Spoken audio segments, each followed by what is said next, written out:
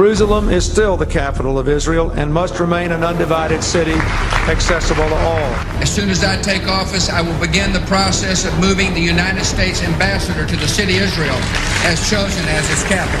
I continue to say that Jerusalem will be the capital of Israel, and I have said that before, and I will say it again. And Jerusalem will remain the capital of Israel. While previous presidents have made this a major campaign promise, they failed to deliver. Today, I am delivering. It is time to officially recognize Jerusalem as the capital of Israel.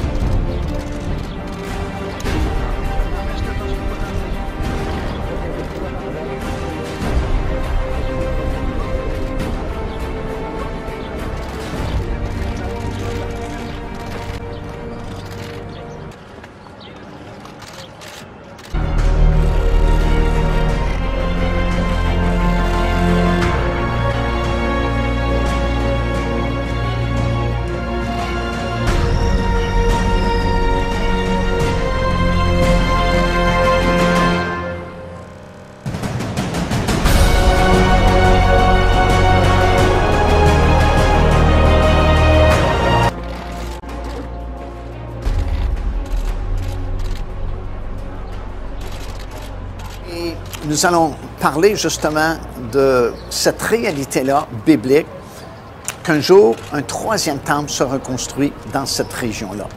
Nous le savons parce qu'il y a plusieurs versets dans la parole de Dieu qui nous en parlent. Tout d'abord, et déjà dans l'Ancien Testament, le prophète Daniel en a parlé, et c'est dans Daniel chapitre 9 et le verset 27, alors qu'il a prophétisé concernant les derniers jours, l'époque où nous vivons présentement, et il a expliqué que cet homme, que la Bible appelle l'Antéchrist, va se pointer à cette époque-là et va vraiment faire cesser le sacrifice dans le temple. Alors, bien sûr, pour qu'il fasse cesser le sacrifice dans le temple, il faut bien qu'il y ait un temple qui existe dans les derniers jours. Jésus également l'a mentionné, c'est dans Matthieu chapitre 24 et au verset 15, et Jésus fait justement référence à la prophétie que Daniel avait donnée, et il dit même que celui qui lit fasse attention, parce qu'il dit, le prophète Daniel a parlé de l'abomination, de la désolation qui sera établie dans le lieu saint du temple, parlant de cette image-là de l'Antéchrist qui, un jour, sera établi dans le lieu très saint du temple, alors que le faux prophète qui aura fait son apparition aussi à l'époque de l'Antéchrist demandera à la population mondiale de se faire une image de cet Antéchrist, cet homme qui a reçu une blessure mortelle et qui pourtant vit quand même, et d'adorer cette image-là.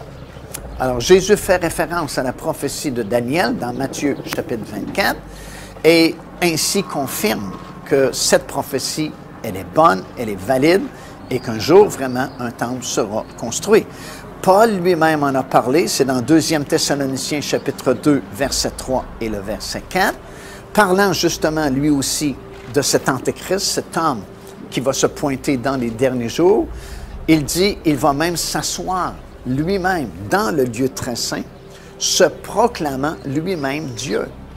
Alors Paul confirme également les paroles de Daniel, et confirme les paroles de Jésus lui-même, disant qu'effectivement, il y a un temple qui sera reconstruit puisque l'Antéchrist va s'asseoir dans le lieu très saint de ce temple-là. Jean aussi en a parlé dans le livre de l'Apocalypse. Il l'a même mesuré, c'est dans le 11e chapitre, les versets 1 et le verset 2, parce que l'ange lui a dit d'aller mesurer le temple et de laisser le parvis extérieur parce qu'il sera laissé aux nations qui vont le fouler à leurs pieds pendant les dernières 3 années et demie de cette période de 7 années de tribulation.